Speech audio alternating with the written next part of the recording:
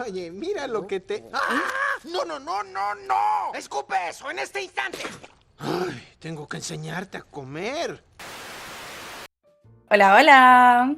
Hola Sofi, ¿cómo estáis? Hola, bien, ¿y tú? Tanto tiempo. Sí, todo el rato. Sí, hoy hace caleta que no venía a grabar. ¡Ay, qué emoción! Estaba un poco fuera de las pistas yo. Uh, Muy ocupada. Soy una mujer de negocios ahora. ¿Sí? Sí, ¿No salís de vacaciones pronto? estoy de vacaciones en realidad, pero la NEF me tiene trabajando harto para unas sorpresas que yo creo que en el podcast vamos a contar más adelante sobre congresos y cosas. Uh, Oye, ¿y tú cómo has estado? ¿Estás de vacaciones? ¿Qué hay Estoy de hecho? vacaciones, sí, estoy acá en Valdivia, todo fome. ¿Sabéis que el otro día estaba comiéndome unos sopaipillas en el carrito de sopaipillas del centro y había harta cola y harta gente comiéndose las mismas sopaipillas enormes? ¿Y ese donde venden churros también? Sí, ese mismo. Ah, ya, Algo María. de Hora de Aventura. La princesa de la churros, una cosa así. Sí. Me preguntaba si tanta gente comiendo sopaipillas en la región, porque no sé si será algo de otras regiones, tendrá algún tipo de consecuencias a la salud o algo por el estilo. Y sí, pues en realidad buen punto, porque las sopaipillas son y las frituras del sur son un alimento bien pesadito. Hmm, Y yo creo que en el sur en general, no solamente en los ríos. Yo soy de Temuco y acá igual le mandan, le mandan. Actualmente me dedico a la investigación de la biología celular y molecular del cáncer de vesícula biliar. Él es el doctor Ignacio Nietzsche, Ingeniero en biotecnología molecular de la Universidad de Chile doctor en bioquímica, y profesor de corazón. y lo escuchas aquí en Transducción sin inhibición. Este es un cáncer súper maligno y que lo estudiamos principalmente porque tiene una altísima incidencia y mortalidad en Chile y más aún en la región de los ríos. De hecho, Chile y la región de los ríos son los sectores donde mundialmente existe una mayor mortalidad por este tipo de cáncer. Wow. ¿Y por qué será eso? ¿Tiene que ver con la predisposición genética, los ríos? Se tienen algunas hipótesis al respecto, pero no está muy claro. Puede ser algo genético, también temas de alimentación, o una mezcla de ambas cosas, o de otros factores que quizás no estamos viendo, pero hay gente que se dedica a estudiar más el por qué en esta región y en Chile tiene una alta incidencia, y otros, como nosotros, nos abocamos más al estudio de cómo poder generar herramientas predictivas y herramientas de pronóstico para esta enfermedad y ayudar de alguna manera a los y las pacientes. O sea, ustedes no se dedican a tratamiento, tampoco se dedican a las causas, sino que al pronóstico. Es igual, es interesante porque dentro de la línea de investigación de cáncer es súper variado, no es como llegar y decir, sí, yo estudio el cáncer, sino que hay una variedad de cosas que entender dentro del cáncer muy interesantes. Sí, exacto. De hecho, siempre cuando a mí me preguntan qué es el cáncer, yo siempre digo, el cáncer propiamente tal no existe. Lo que existe son diferentes tipos de cáncer. Hay más de 200 cánceres y cada cáncer funciona distinto dependiendo de la población, dependiendo de la persona. Entonces, uno no es que estudie el cáncer, ¿ya? Claro. Sino que uno estudia cada tipo en particular, en cada población en particular. Claro, y profe, me voy a salir un poquito de la pauta porque cuando estaba almorzando se me ocurrió preguntarle a mi papá qué sabía él sobre el cáncer de vesícula, como para tener alguna visión externa. Y me dijo que él sabía que este dato de que el cáncer de vesícula es muy prevalente, sobre todo en el sur de Chile, y que probablemente él tiene entendido que hay un factor cultural también. No sé si obviamente ustedes no se dedican a estudiar eso, pero me gustaría saber si dentro de la comunidad científica de este tipo de estudios como que tienen que ver con alguna cosa regional, cultural, social, conversan sobre estos temas. Por ejemplo, usted mencionaba que una de las causas podría ser la alimentación, no está muy claro. No sé si es como parte de la discusión, parte de la conversación lo que ustedes hacen. Sí, es fundamental. Es parte fundamental de la discusión en este tipo de estudios, aunque nosotros no nos abocamos específicamente a eso, es algo que es totalmente cierto. O sea, tu papá tiene razón cuando dice es un tema cultural, porque ¿qué más cultural que la alimentación? Claro. También para muchos otros, por ejemplo, cáncer Claro. gástrico, cáncer de colon, también se dan este tipo de como causas que son más allá de la genética. Mm. Y yo creo que igual hay que tener en mente para estudiar esto obviamente, qué es lo que hace, cuál es la función de la vesícula biliar, porque o sea, aquí, no sé si sería solamente yo, pero la verdad es que yo no entendía muy bien la vesícula hasta que ahora que tuve clínica. Sabía que existía, el típico que los familiares se quejan como, ay, no sé, los cálculos de la vesícula y qué sé yo, pero ¿qué hace la vesícula realmente? ¿Qué es? Tengo esa misma En duda. palabras muy simples, entendiendo que este podcast está dirigido a todo público, la vesícula es un órgano que finalmente ayuda al hígado ya a disolver las grasas. ¿Ya? Digo ayuda porque sabemos que en pacientes que han tenido muchos cálculos de vesícula o derechamente cáncer de vesícula biliar y son operados y les extirpan la vesícula, estos pacientes pueden vivir sin su vesícula, ¿ya? Y depende del paciente, pero con ciertas ayudas de algunos tratamientos, el hígado puede seguir cumpliendo en parte su función, pero la vesícula es de gran ayuda para disolver y metabolizar todos los componentes lipídicos principalmente. Entonces sería necesario un cambio de dieta luego de extirpar la vesícula biliar. Sí, por cierto que sí. Bueno, yo no soy médico, pero por cierto que una operación que termine con la extirpación completa de la vesícula requiere un cambio de dieta. Y como decíamos antes, un cambio cultural también. Claro, y tiene mucho sentido porque en el sur tanto, a ver, gracias a los aceites, en el sur de Chile, la fritura, la sopaipilla, que se hace abuso de ellas casi. Los milcaos con chicharrones. Es muy interesante ver esa correlación entre algo tan molecular y científico y algo tan cotidiano como es comerse una sopaipilla. Sí, eso, los Comerse un milcaos, milcao. ¿verdad? Se me olvidaba. Sí, y de hecho, por ejemplo, otro país que también tiene una alta incidencia de este cáncer es Japón y otros países asiáticos también. Y curiosamente, estudios genéticos han demostrado ciertas conexiones en algunas poblaciones, por ejemplo, de poblaciones de etnia mapuche, con ascendencia de origen asiático. Entonces, quizás hay algo ahí que comparten nuestros ancestros con los ancestros de los asiáticos y que hay algo ahí, pero no se sabe muy bien. O sea, se sabe harto, pero yo creo que todavía falta como para poder decir, mira, el cáncer de vesícula se genera por esto. Mira, lo único que se sabe es que, así como bien establecido, es que casi todos los cánceres de vesícula biliar preceden de pacientes que hayan tenido cálculos en la vesícula. Ah, ya. El cálculo va generando una inflamación, una lesión. Esto produce, por ejemplo, una herida en la vesícula. Esta herida produce que las células se dividan para poder cerrar esta herida, por ejemplo. Y esto todo acompañado de procesos inflamatorios puede producir a una desregulación de todo este ciclo celular en la división de estas células y finalmente puede generar un tumor. Claro. Y ahí justamente entra cuál es la relación que tiene el ciclo celular con el cáncer, porque siempre se hablan de ambos muy de la mano.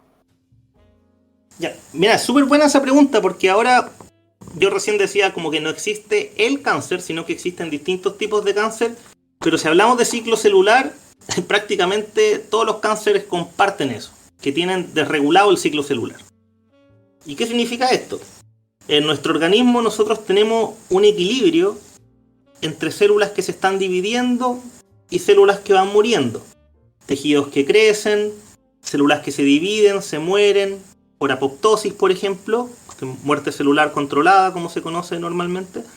Entonces hay un equilibrio aquí entre la proliferación y la muerte. Y en el fondo ese es el ciclo celular. El ciclo celular es división celular, células que se diferencian, otras que mueren. Ese es el ciclo celular. Y en cáncer ocurre una desregulación de esto. Una desregulación en el sentido de se aumentan las vías de proliferación y van disminuyendo las vías de muerte.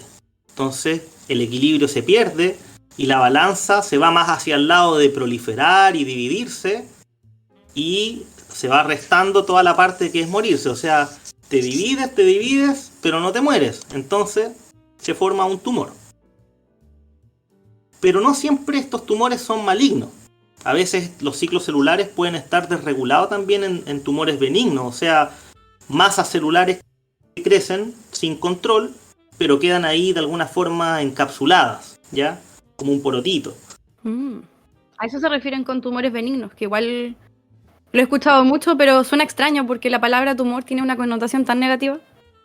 Exacto, de hecho, a mí no me gusta mucho la terminología de tumor benigno, pero es una terminología clínica que en realidad sirve para diferenciar entre un tumor que está creciendo desregulado, pero más ordenadito, por así decirlo, ¿ya?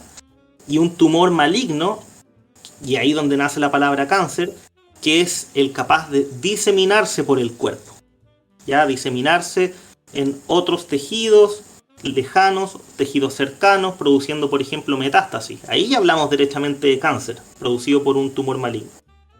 Entonces el cáncer no es solamente la desregulación del ciclo celular, que aumenta la proliferación descontrolada de células, sino que también está acompañado por procesos migratorios, que las células van de un lugar a otro, procesos invasivos, que invaden un tejido, procesos de colonización, donde colonizan en otro tejido, y esta masa celular que estaba en un lugar se pudo haber expandido a otro tejido provocando más daño.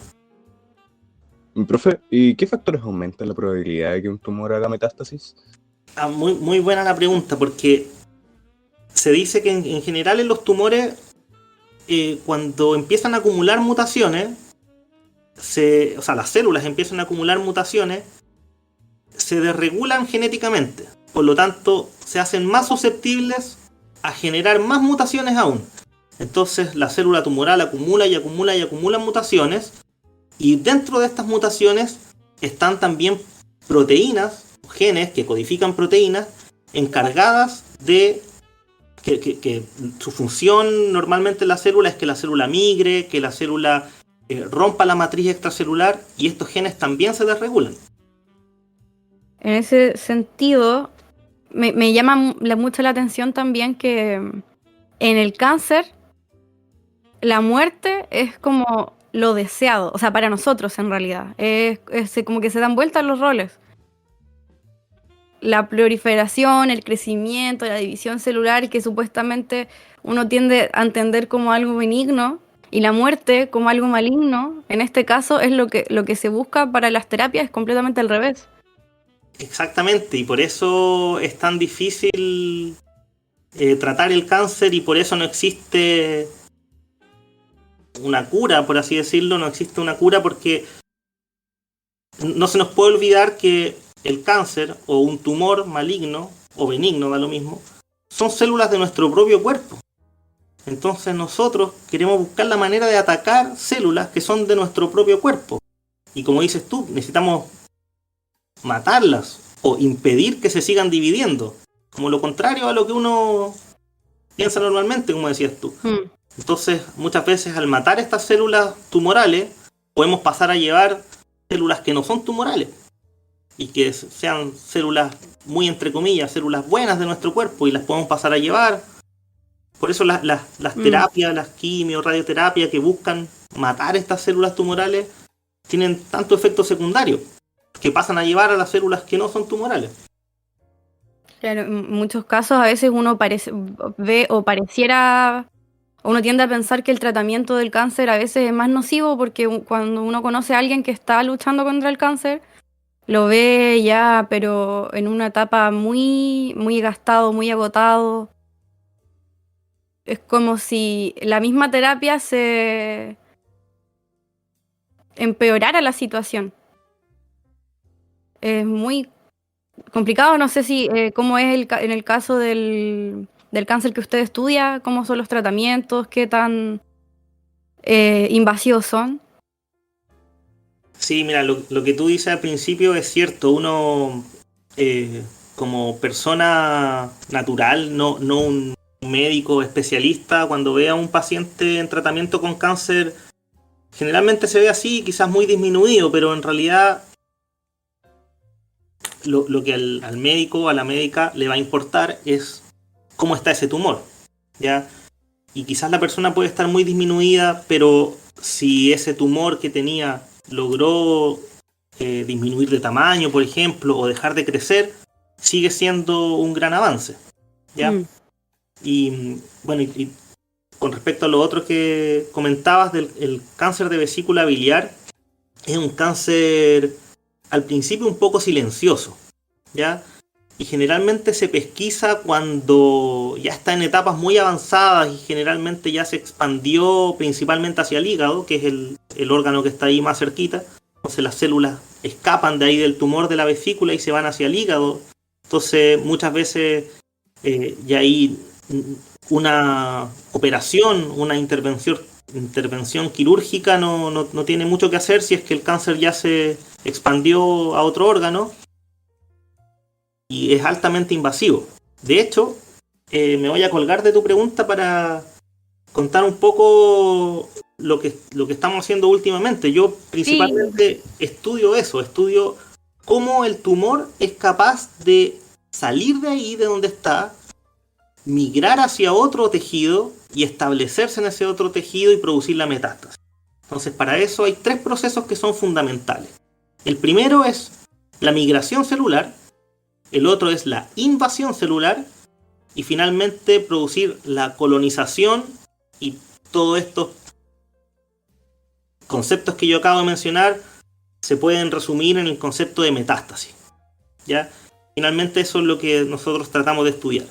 Pero como el cáncer de vesícula biliar se pesquisa en etapas tan tardías, nosotros no buscamos revertir la metástasis. Nosotros lo que buscamos es tratar de pesquisar este cáncer antes de que haga metástasis. Es buscar marcadores, por ejemplo, que permitan hacer terapias personalizadas, porque no a los mismos pacientes les sirven los mismos medicamentos. Entonces tratamos de hacer un poco las dos cosas, buscar, y ahí voy a dar otros 2 conceptos que son los marcadores pronósticos y los marcadores predictivos, ¿ya? Los marcadores pronósticos nos van a dar cuentas de cuántos años más o menos puede vivir ese paciente, o en qué etapa está el tumor y cuánto se va a demorar en llegar a una etapa un poco más avanzada. Eso es el pronóstico. Y por otro lado, buscamos marcadores predictivos, es decir, poder predecir qué tratamiento le va a servir a ese paciente, porque quizás yo puedo tener una misma sala en el hospital donde tengo 2 pacientes con cáncer de vesícula biliar y que a los 2 les sirvan medicamentos distintos, ¿ya? Y eso está muy en boga hoy en día, que es lo de la terapia personalizada. Obviamente nosotros estamos recién comenzando a trabajar con pacientes, pero principalmente el trabajo se hace con líneas celulares, cultivos primarios, biopsias dentro del laboratorio. O sea, ustedes sí trabajan con pacientes. ¿Eso significa que están en un estudio tipo preclínico o algo así? Ahora vamos a empezar probablemente el 2022, es que bueno, pandemia, entonces entrar a un hospital para hacer estudios de cáncer de vesícula hoy en día es como el COVID es la prioridad. Claro. Y está bien que así sea, pero igual de a poquito se han ido dejando algunas cosas de lado que debieran ir retomándose ya en los próximos meses. Y justamente nosotros hoy en día con otra investigadora de acá de la facultad, la doctora Claudia Quesada, estamos postulando un proyecto para hacer estudios fase 1 y fase 2 con respecto a tratamientos personalizados para cáncer de vesícula biliar, justamente acá en el hospital regional, que es la sede del cáncer de acá de la región sur, y postulando un proyecto junto con el Instituto Milenio de Inmunoterapia del doctor Flavio Salazar, que es el vicerrector de investigación de la Universidad de Chile, con quien tenemos colaboración. Estamos ahora postulando ese proyecto que va bien encaminado. Y previamente, antes de postular a este proyecto, estábamos haciendo el estudio con biopsias de pacientes. Entonces, hasta el momento no hemos trabajado directamente con pacientes, pero sí hemos trabajado con sus muestras, con sus biopsias. Ah, ya. O sea, ya no son líneas celulares, sino que son una biopsia, no sé si lo cultivan, pero la muestra con la que trabajan realmente viene de una persona. Sí, Una persona que sufre del cáncer. Exactamente. De hecho, este proyecto que ya está por finalizar tenía como objetivo pesquisar aproximadamente 300 muestras de pacientes que fueron recolectadas a lo largo de los últimos 10 años, si no me equivoco, en el hospital. Recolectaron estas muestras, estas biopsias, y son biopsias que son, en el fondo es un pedacito del tumor que lo ponen en una muestra de parafina. Entonces queda como nosotros le llamamos un taco, ¿ya? O sea, queda como un pedacito de biopsia en esta parafina, y luego esto se puede cortar muy chiquitito, con un equipo, se corta en láminas pequeñas y luego se hacen, se pueden teñir con distintos anticuerpos y buscar marcadores, buscar qué proteínas están más expresadas, qué proteínas están menos expresadas, y esto se hace para cada uno de los 300 pacientes que teníamos nosotros de muestra acumulada a lo largo de estos años. Entonces de ahí nosotros podemos decir, quizás casi todos estos pacientes, muchos pacientes tenían sobreexpresado esta proteína, o este otro grupo de pacientes tenía bajo expresado tal proteína, quizás le puede servir esta droga, o quizás le pueda servir esta otra droga. Eso es más o menos lo que nosotros intentamos hacer en ese proyecto. Suena como muchísimo trabajo, como llegar a aplicar eso como en la rutina para un paciente, si en unos años más, si es que le fuese a ir bien con su proyecto, que en realidad parece ser un aporte muy grande para la región. Logísticamente suena difícil. Efectivamente es difícil, más aún en pandemia ha sido difícil. De hecho, una de las cosas que nosotros teníamos pensado para este proyecto era obtener biopsias líquidas de pacientes que actualmente estuvieran en tratamiento. Cuando digo biopsia líquida me refiero a una muestra de sangre de ese paciente que está en tratamiento y analizar marcadores por citometría de flujo, que es una técnica de fluorescencia para poder pesquisar distintos tipos de proteínas, marcadores, citoquinas, por ejemplo. Y eso no pudimos hacerlo porque pandemia.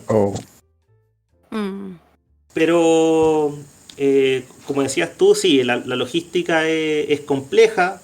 Estamos trabajando en eso, pero justamente como la logística es compleja, nosotros lo que hicimos, y en realidad estamos trabajando en ello todavía, es hacer una base de datos de todos esos pacientes, que por lo demás son pacientes chilenos, y ahora después les voy a decir cuál es la gracia que sean chilenos. Tenemos una base de datos de todos estos pacientes y sabemos cuáles son las proteínas que se sobreexpresan en esos pacientes, cuáles son las que están menos expresadas, cuáles son las que están medianamente expresadas, y esa base de datos la correlacionamos con la sobrevida de estos pacientes. Por ejemplo, los que tenían tal proteína sobreexpresada vivieron aproximadamente 5 años. Después los que tenían esta otra proteína menos sobreexpresada vivieron 10 años. Entonces nosotros hicimos con esta base de datos un algoritmo para poder definir cómo se correlacionan la expresión de estos marcadores con la sobrevida de los pacientes luego que fueron detectados con este cáncer. Y con este algoritmo, con esta base de datos, estamos construyendo un software. Y la gracia de este software es que luego, por ejemplo... Sí, pero... Bueno, Yo lo digo así como que lo hiciera todo yo, pero en realidad es un equipo gigante. De hecho, el software lo está haciendo un colega que es ingeniero. O sea, yo de computación no cacho nada. Yo digo software y quedo aquí como que me la supiera todas, pero en realidad esto es un trabajo Súper multidisciplinario. interdisciplinario. Sí, de todas maneras. Y la idea más adelante es que, por ejemplo, un paciente uno le pueda sacar una biopsia y uno diga, este paciente tiene estos marcadores disminuidos, tiene estos aumentados, y luego uno agarra eso y lo mete en nuestro software y dice, ya, este paciente tiene una sobrevida aproximada de 5 años, entonces probablemente tenemos que darle tal quimioterapia o radioterapia, no sé, o recomendar tal tratamiento, ¿ya? Pero eso aún está en pañales porque para eso hay que pasar por etapas clínicas, ensayos de hospital y todo eso. Claro. Profesor, tenemos entendido que antes de estar especializado en cáncer de vesícula biliar, está especializado en glioblastomas. ¿Podría hablar un poco de eso? Sí, exactamente. Yo, de hecho, hace poquito yo terminé mi postdoctorado, que justamente era en investigación del glioblastoma. Una de las gracias de este cáncer, o sea, digo una de las gracias, pero en realidad es una desgracia, es que es muy quimioresistente. ¿Y qué quiere decir que sea quimioresistente? Que uno le da un agente quimioterapéutico o le da una droga, el paciente tiene quimioterapia y las células de este tumor expulsan la droga, la expulsan hacia afuera o la metabolizan o no le hacen nada, entonces es resistente a la terapia. Entonces yo partí estudiando eso, estudiar cómo poder contrarrestar esta quimioresistencia. Pero después además nos dimos cuenta de que no solamente es quimioresistente, sino que además es altamente invasivo. El glioblastoma no hace metástasis así como que se va a otro órgano. Hay muy pocos casos, yo creo que contados con los dedos de una mano, casos reportados de un glioblastoma que ha hecho metástasis a otro órgano, pero es invasivo dentro del mismo órgano. Y no es lo mismo ser invasivo en el hígado que ser invasivo en el cerebro.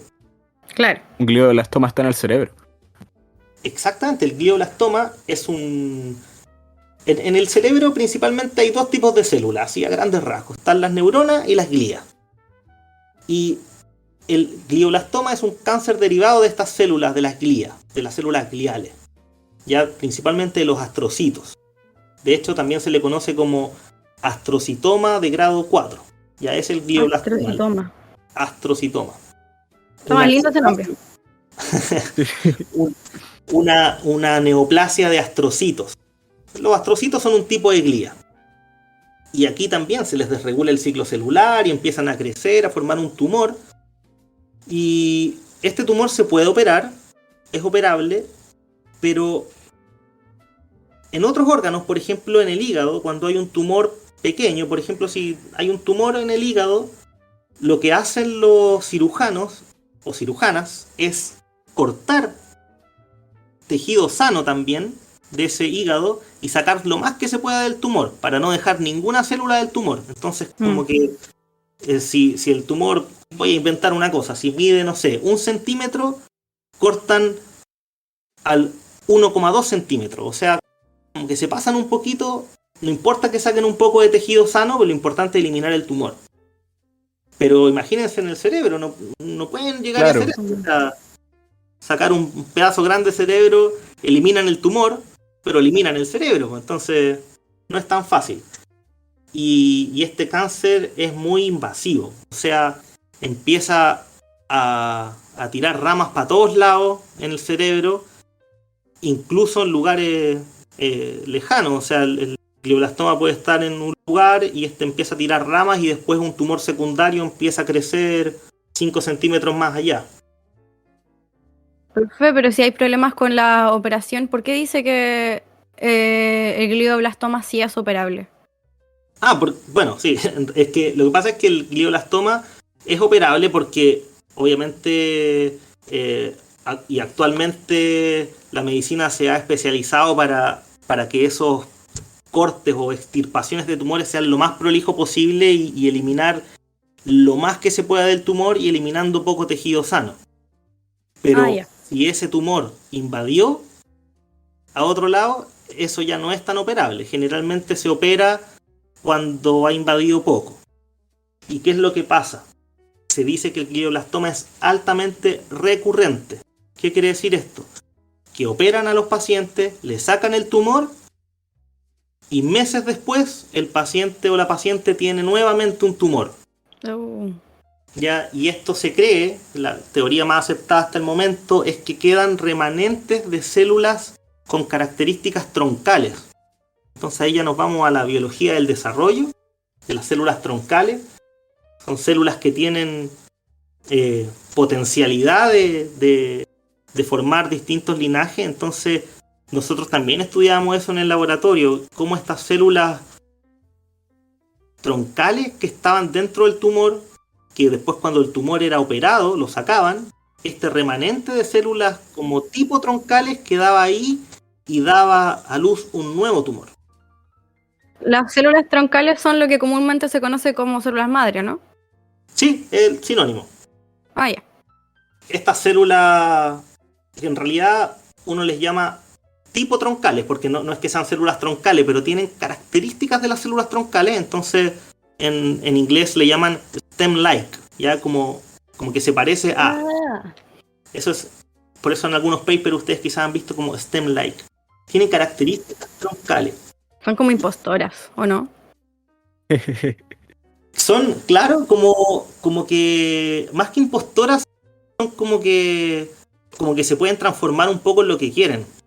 Ya, como, no sé si ven la serie Loki, un poco como Loki, como yo me transformo aquí, soy el rey de la mentira o algo así.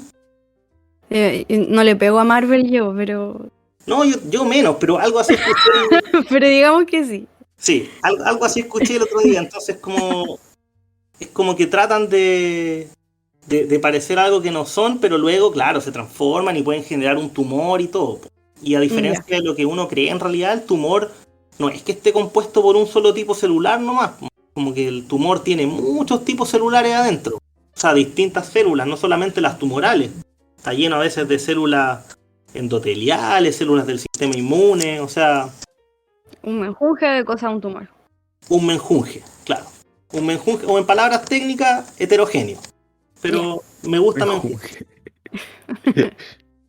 Profe, ¿y el glioblastoma, al ser un tumor cerebral, recuerdo que mencionó que pocas veces los glioblastomas hacen metástasis y a mí se me ocurre que quizás podría ser porque el cerebro igual está ligeramente aislado del resto del cuerpo en el sentido de que primero estás lejos de los demás tejidos, o sea, está en la cabeza y además está la barrera, ¿cómo se llama? Hematoencefálica. Sí, exactamente, tú lo has dicho, no lo podría haber repetido mejor. Está como hermético, entre comillas, el cerebro, entonces eso tiene como sus ventajas de que el glioblastoma puede no invadir otros tejidos, pero la desventaja de que yo me imagino que al ser un tumor cerebral puede causar estragos en la persona, en su familia, como socialmente es más grave, ¿o no? Sí, tienes toda la razón. La barrera hematoencefálica es un arma de doble filo en este caso, porque si bien impide que este tumor invada o metastice a otros órganos, también es una barrera para algunos agentes quimioterapéuticos. Ah, claro, también. No todos los agentes quimioterapéuticos pueden atravesar la barrera hematoencefálica. Pero a veces ocurre al revés. Por ejemplo, un tumor de otro órgano, por ejemplo, un tumor pulmonar, sí puede hacer metástasis en el cerebro. Entonces, nosotros podemos encontrar un tumor en el cerebro que no es ni un glioblastoma ni un neuroblastoma, o sea, un tumor en el cerebro que no tiene un origen cerebral, sino que es un tumor secundario que viene de una metástasis de otro tumor que está en otro órgano muy lejano. Entonces también puede pasar, o sea, puede ocurrir al revés. O sea, puede pasar cualquier cosa en realidad. La barrera hematoencefálica es quizás un poco impredecible. La barrera hematoencefálica lo que ocurre también es que en condiciones normales cumple su función perfecto. El problema es que cuando hay un tumor cerebral, esta barrera hematoencefálica se disrumpe, ¿ya? Entonces no funciona normalmente. Entonces, como dices tú, puede pasar cualquier cosa. Una buena manera de decirlo en realidad, porque puede pasar cualquier cosa. De hecho, fármacos que por ejemplo no entran al cerebro, quizás con esta barrera hematoencefálica un poco disfuncional, puede que sí entren. Pero aún así, estas células del glioblastoma no son muy de metastizar a otro órgano. Como decía, son muy pocos casos que se han contabilizado, pero en general no. Aparte que para hacer metástasis igual se necesita tiempo. Y los tumores glioblastoma son lamentablemente muy fatales. Entonces, cuando ya son pesquisados, muchas veces los pacientes no tienen un buen pronóstico de vida. Entonces, tampoco el tumor alcanza a metastizar, ¿ya? No es esa la razón, pero sí también el tumor necesita tiempo para hacer metástasis. Si no hay tiempo, no hay metástasis.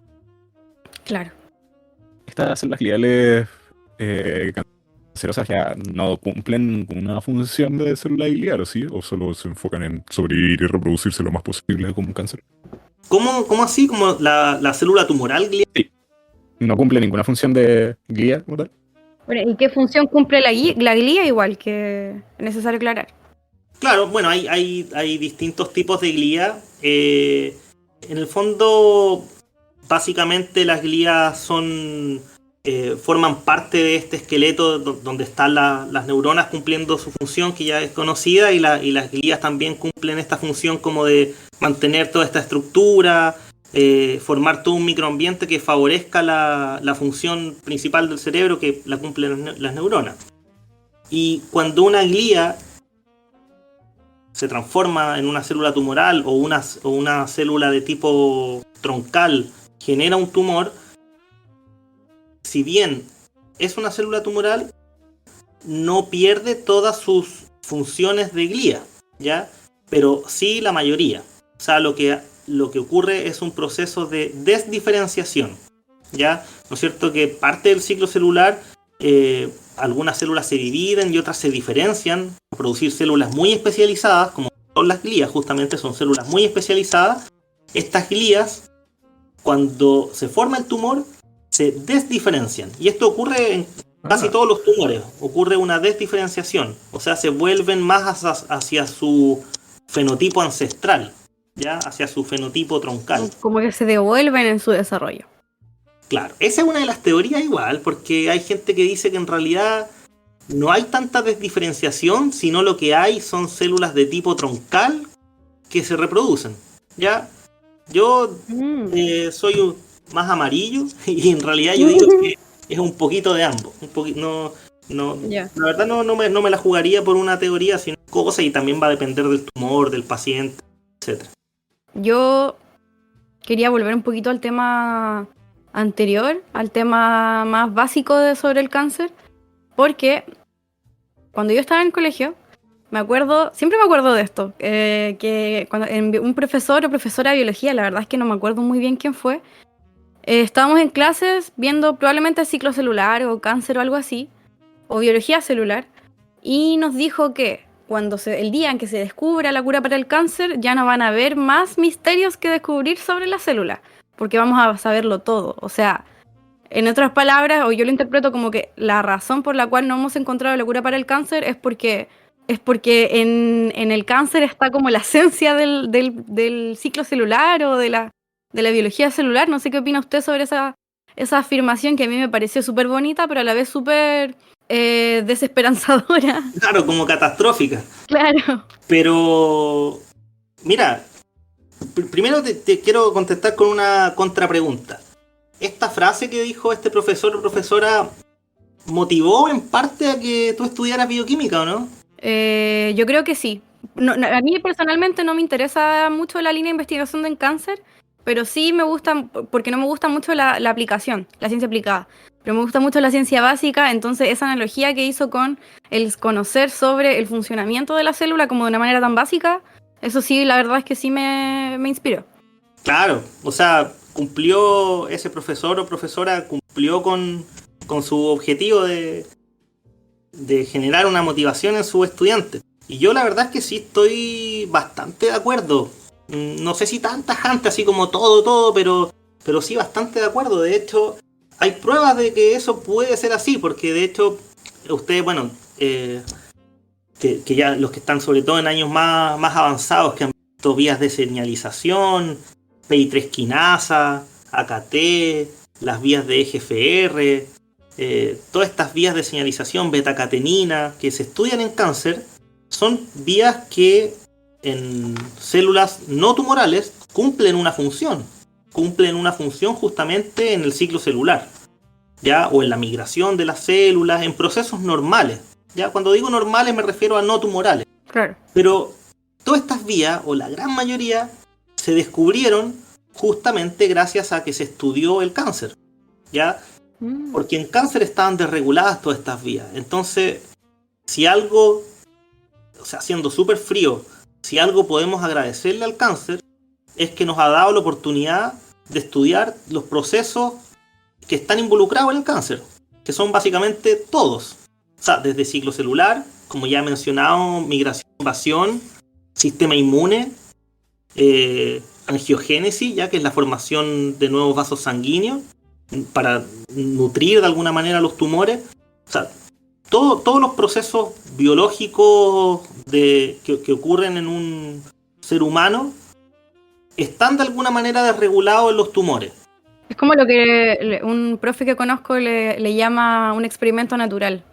Como una variación en la naturaleza que nos permite conocer a través de ella lo que es normal. Exactamente, qué buena frase. Además de ser un experimento natural, es un experimento que nos permite estudiar todo. Porque a uno lo que se le ocurra, en algún cáncer al menos va a estar desregulado ese proceso. Por ejemplo, no sé, supongamos ya, Alzheimer. Alzheimer es una enfermedad conocida que se caracteriza por agregación de proteínas y estrés de retículo, ¿ya? Y hay muchos cánceres donde esos procesos también están desregulados, ¿ya? Entonces yo creo que procesos desregulados que encontremos, va a haber algún cáncer donde ese proceso también está desregulado. Entonces, más como lo que decía tu profesor, más allá de si encontramos la cura lo vamos a entender todo, yo creo que quizás y un poco más allá, si entendiéramos completamente el cáncer, más allá de la cura, si lo entendemos completamente, entendimos toda la biología celular y molecular. Y de hecho, perdona Sofía, pero no puedo dejar de comentarte lo que te voy a comentar, porque recién dijiste, o sea, a cada uno le gusta la línea de investigación que desee, pero cuando uno dice ciencia básica o ciencia aplicada, nosotros por ejemplo estudiamos cáncer, y que yo lo que conté recién del software y toda la cuestión pareciera ser como algo súper aplicado, pero en realidad en el laboratorio nosotros hacemos, ¿ya? Y por ejemplo justo yo hablé de este software que es un proyecto reciente que nosotros hemos postulado, pero en general, al menos acá en el instituto, los que estudiamos cáncer lo hacemos desde una perspectiva de la ciencia básica, ir directamente a la proteína, al gen, al estudio epigenético, ya como agarrándome de lo que decía recién de este experimento natural, nos agarramos un poco de eso para estudiar la biología celular de la célula, valga la redundancia, la biología celular de la célula y la biología molecular de las moléculas. O sea, es súper básico. Básico en cuanto a ciencia básica, ya no básico como sinónimo de simple, sino que claro. Ciencia básica son las bases, ya los pilares que sostienen la biología. Ya, en el fondo eso estudiamos. Justamente estaba reflexionando sobre eso porque a ver, usted conoce a la Alejandra. Con la Ale históricamente, como desde primer año hemos hecho nuestros trabajos juntas y todo. Y también yo creo que, no sé si me atrevo a decir que en mi generación no hay mucho interés en el cáncer, o quizás en mi grupo de amigos en realidad, que puede que igual nos las demos un poco de únicos y diferentes porque no nos gusta la ciencia aplicada, pero siempre nos damos cuenta que cada vez que tenemos que hacer un trabajo, aparece el cáncer de alguna manera, como que todos los caminos llevan al cáncer. Y con la Ale siempre como que, pucha, es que no queremos hacer esto sobre cáncer y tratamos de buscarle por algún lado aunque no sea así. Y claro, lo logramos, pero en el fondo aparece en todas partes. O sea, claro, lo que usted decía de si entendiéramos el cáncer, entenderíamos todo, como al revés de lo que dijo mi profesor. Me hace darme cuenta de lo mismo que usted decía, que esa como, no diría que mirar en menos, es simplemente que no es mi interés personal, pero en realidad, si uno lo puede ver de otra, a ver, me estoy enredando un poco, si uno lo puede ver de otra manera, y en realidad en algunas aplicaciones, entre comillas, de la ciencia, como estudiar patologías como el cáncer y buscar tratamientos, en realidad abre puertas para entender cosas muy básicas. Y quizás también me atrevería a decir que muchos descubrimientos, bueno, y usted lo mencionó también, muchos descubrimientos no solo en biología celular, sino que en cualquier área de la ciencia, alguien puede estar estudiando un fenómeno súper en particular y se da cuenta de algo que en realidad se cumple para todo. Entonces, es algo igual bonito de la ciencia aplicada. Sí. Esa era mi reflexión. De hecho, o sea, de partida la ciencia aplicada no se concibe sin la ciencia básica, eso yo creo que todos sabemos. Y en general, o sea, si uno se pusiera a mirar lo que hace la gente acá en el instituto, todos hacemos de alguna manera ciencia básica, aunque si tú te fijas, para poder postular a un proyecto, tú tienes que convencer a los revisores de ese proyecto que para qué va a servir lo que tú estás estudiando. Claro. Más allá de que sea ciencia básica. Entonces, por eso uno le pone más allá, bueno, esto va a servir porque mejorar la calidad de vida de los pacientes en un futuro, buscar tratamientos y ese tipo de cosas. Pero eso no quiere decir que uno en el laboratorio no esté haciendo ciencia realmente básica, ¿ya? O sea, aquí lo que hay es un auto defectuoso y nosotros queremos saber cómo funciona el auto para poder repararlo.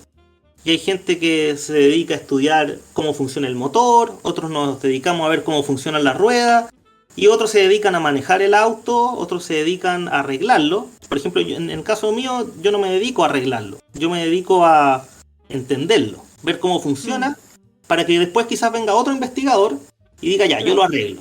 Y después venga otro investigador y diga, ya, ahora yo lo manejo. Ya, entonces, esto es, cada uno ahí aporta con su granito de arena en ciencia básica y después lo trata también de mezclar con algo de aplicación, en el fondo, porque ayuda también a convencer, por ejemplo, a un revisor para poder adjudicarse a fondos, porque la verdad es que uno trabaja con fondos públicos y es difícil decir, mira, yo quiero estudiar ciencia básica, quiero entender la función de esta proteína. ¿Y por qué? No, porque me parece interesante. No, porque uno tiene que conversar y decir, no, porque mira, esta proteína está involucrada en esta enfermedad. Sí. Aunque tú después no estudies la enfermedad, tienes que dar una explicación de cuál va a ser la importancia de estudiar lo que tú quieres estudiar, porque te están financiando sobre todo con fondos públicos, que es como lo que ocurre acá en Chile. Sí, me da un poquito de pena igual que sea que la simple razón de porque me interesa y porque quiero conocerlo no sea suficiente. Pero estamos en un mundo donde todo se mueve con dinero, entonces tampoco sería soñar. Claro, es bastante difícil, yo estoy de acuerdo contigo, pero también uno tiene que pensar que si a cada persona que se le ocurriera, voy a estudiar esto porque me interesa, denme plata, los fondos serían imposibles de repartir. Entonces, también eso tiene una razón de ser quizás un poco más logística. También, dependiendo, ya no me quiero meter en, dependiendo de los gobiernos, también estas cosas van cambiando, ¿ya? Entonces, Es que precisamente, sí. pero, por ejemplo, a mí me da mucha risa porque acá en el edificio nuevo, justo yo estoy en el piso 3 del edificio nuevo, hay varios laboratorios que hacemos cosas bien distintas. Unos investigan plantas, otros cáncer, otros pescado, otros patologías renales, y después uno se va a ver qué están haciendo los tesistas. Están todos haciendo cultivo celular. Después están todos haciendo Western blot. Están todos haciendo qPCR. Entonces yo me río porque digo, bueno, al final el área de investigación que uno escoge a veces no tiene una relación directa con lo que uno hace en el laboratorio. Sí. No sé si se entiende a lo que voy. Sí, a veces uno tiene algo en mente, pero al final termina en el día a día haciendo algo que jamás se imaginó.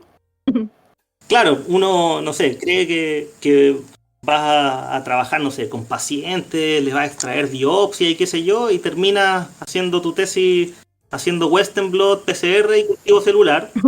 Por supuesto, sin menospreciar lo que significa eso, que es No, fundamental, claro. sino que el laboratorio del lado pueden estar estudiando Alzheimer y también pueden estar ocupando las mismas técnicas que ocupas tú en otra en otra enfermedad. O no en otra enfermedad, sino que puede ser otro, no sé, por ejemplo, como lo que hace acá el doctor Canales de estudiar plantas, por ejemplo. No estudia patologías humanas, estudia plantas, pero en su laboratorio también se ocupan técnicas muy similares a las que ocupamos nosotros, cáncer. Relacionando un poco de esto con otro tema, profe, ¿está familiarizado con el concepto de la autopoiesis y el límite entre lo vivo y lo muerto? Para profundizar un poco en esa pregunta, como conversamos al principio, en el cáncer es esencial y en el ciclo celular y en la biología celular es esencial entender qué es lo vivo y qué es lo muerto, o sea, y por qué las células cancerosas pareciera lo que evitan es la muerte, y en la normalidad se espera que eventualmente las células mueran. Entonces, el límite entre lo que está vivo y lo que está muerto es quizá un tema un poco más filosófico y teórico, pero igual me gustaría saber si dentro de la comunidad científica o de su laboratorio conversan sobre estas cosas. Y por eso le queríamos preguntar sobre el concepto de la autopoiesis, si está familiarizado con él y todo eso. Sí, bueno, de partida tengo que estar familiarizado con él porque yo estudié mi pregrado en la Facultad de Ciencias de la Universidad de Chile, que fue la cuna de Humberto Maturana. Entonces, si no supiera lo que es la autopoiesis, Que en paz descanse. que en paz descanse, por cierto, me quitarían mi título universitario. Así que, por supuesto que estoy familiarizado. De hecho, bueno, esto nada que ver, quizás ya está terminando esto, pero yo el primer libro de ciencia que conocí fue El árbol del conocimiento, justamente de uno de los autores era profesor Maturana, porque mi mamá es profesora de biología, profesora de colegio. De hecho me hizo clase, yo estudié en el mismo colegio donde mi mamá hacía clase. Mi mamá me hizo Qué buena.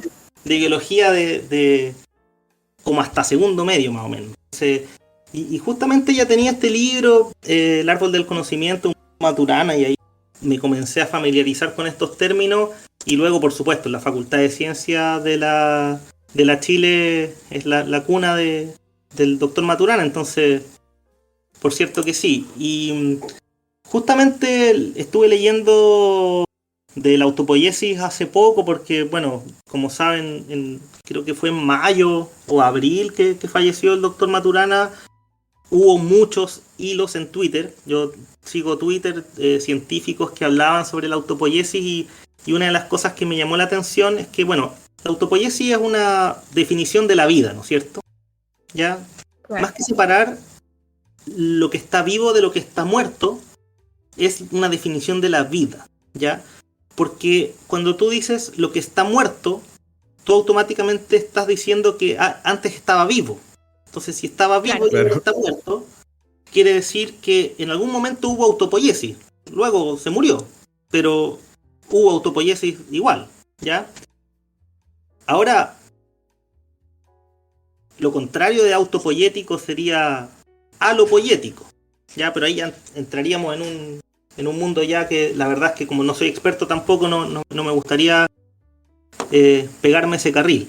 Pero sí a mí me gusta mucho la definición de la vida que tiene la autopoiesis, que en el fondo lo que intenta explicar es que así como en palabras simples, la vida en el fondo, como decía creo que el Vicente, el bicho le dicen, en el podcast con el Joel Asenjo en un podcast anterior, o no me acuerdo quién fue que dijo que para él la vida era como una serie como de reacciones químicas, ¿no es cierto?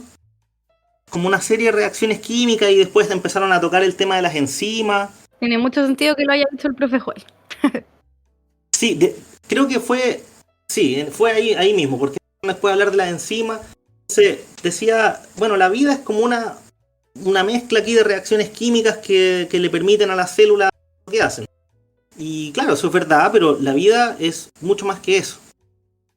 La vida, agarrándome el concepto de autopoiesis, es eso más que cada vez que esta máquina se ensambla, porque se autoensambla, ¿no es cierto? Por eso es autopoiético, porque es una maquinaria que es capaz de autoensamblarse, define sus propias reglas de ensamblaje, ¿no es cierto? Porque cuando la célula se ensambla, tenemos el ADN, y el ADN es las reglas para que se ensamble de nuevo. Entonces, Claro. la vida, según la autopoiesis, es un sistema autosustentable, ¿ya? Que se definen a sí mismos cada vez que se autoensamblan. Quizás me estoy enredando, metiendo en la pata de los caballos, pero no es solamente el autoensamblaje, ¿ya? Y el autoensamblaje de todas estas reacciones químicas que comentaban en el podcast anterior. No es el autoensamblaje de los materiales, sino que además que cada vez que existe este autoensamblaje, se producen las propias reglas para un nuevo autoensamblaje. Y se producen los mismos materiales para un nuevo autoensamblaje también. Exactamente. Es como... Sí, o sea, de hecho, la etimología de la palabra autopoiesis significa que se produce a sí mismo. Entonces, ahí se puede como enraizar todo lo que es, porque es súper difícil explicar la autopoiesis, pero al final, al mismo tiempo, es súper simple.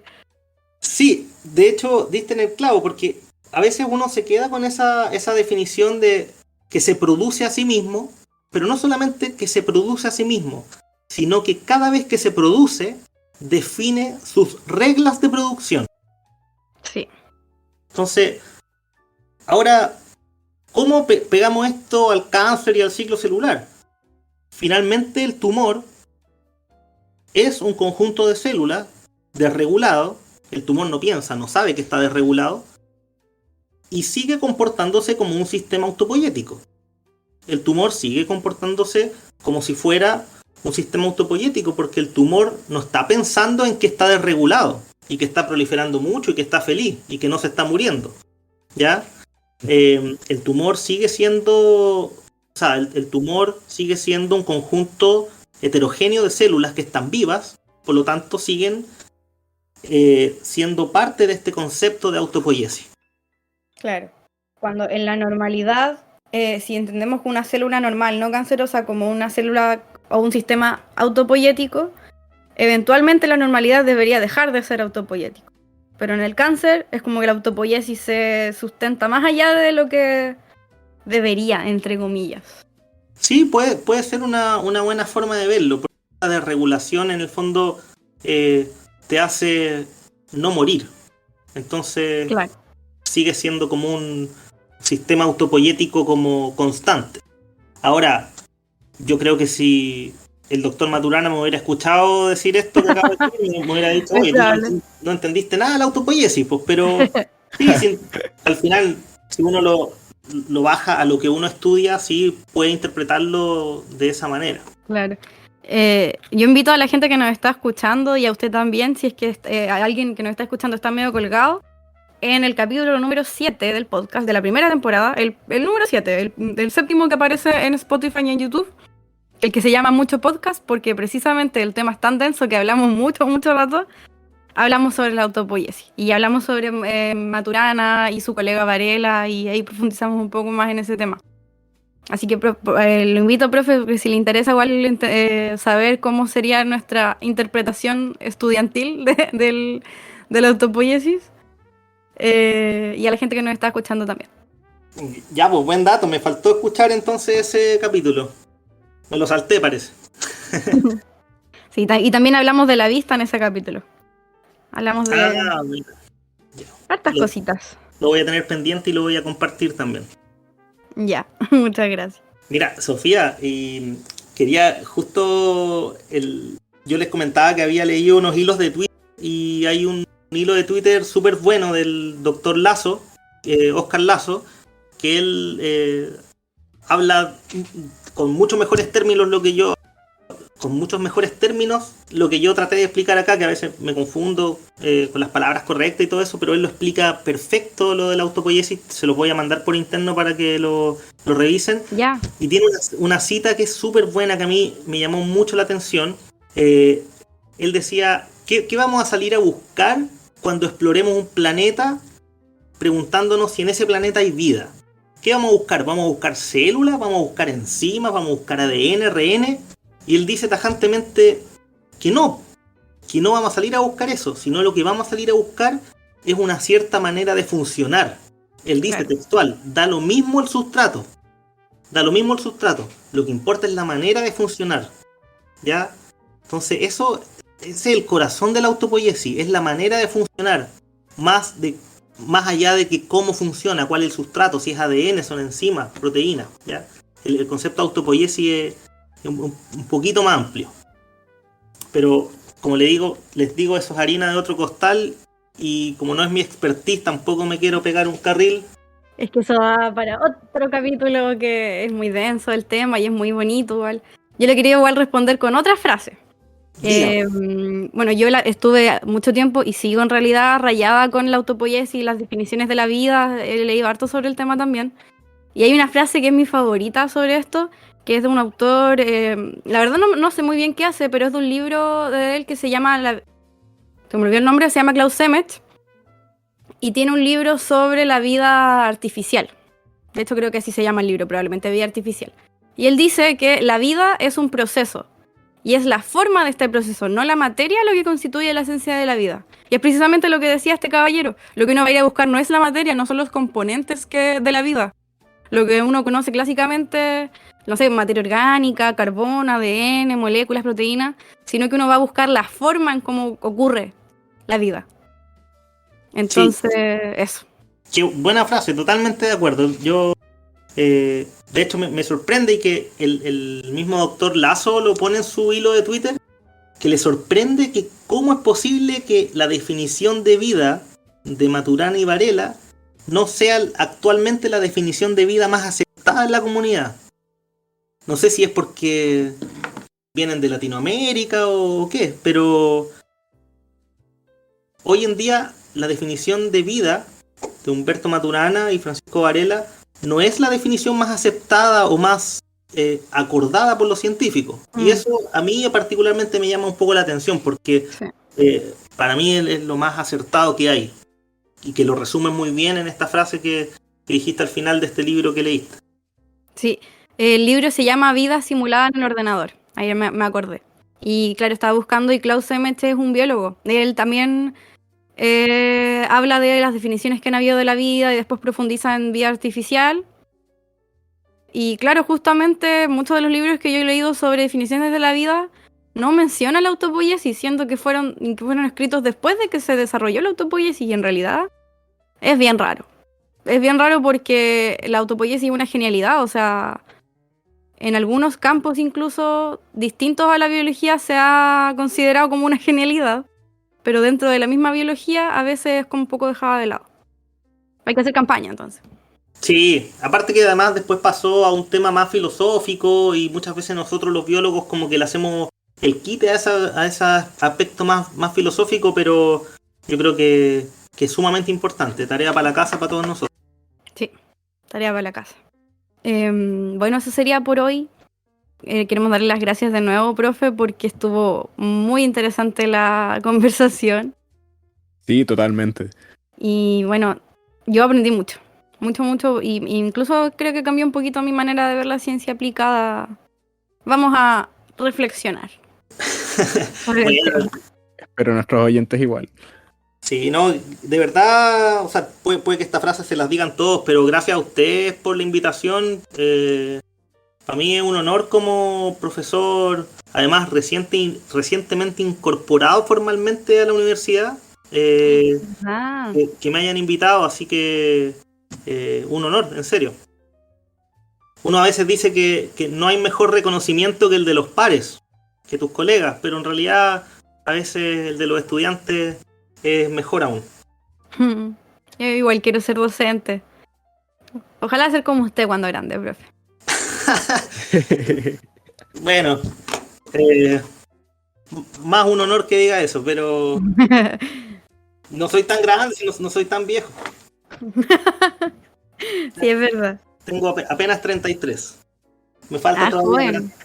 para ser... Sí, es que me veo más viejo, pero no, estamos yo estoy recién comenzando mi carrera como investigador. Pero dijo que ya tenía un postdoctorado. Sí, es que aquí lo clásico es que uno termine su pregrado, pues quiere seguir en la investigación, hacer un magíster o un doctorado, principalmente un doctorado. Y si uno hace un doctorado, después tiene la oportunidad de hacer uno o más postdoctorados, que son estadías de investigación en un laboratorio y financiadas o no por alguna entidad pública, que fue lo que yo hice, que lo terminé hace poco. Y luego me ingresé formalmente como académico acá al instituto, pero claro, o sea, el postdoctorado no es un título o un grado académico, sino simplemente una instancia o un proyecto que uno dirige luego de haber terminado su doctorado. Ok. Nos queda un esa largo barbaridad. camino por delante. Sí.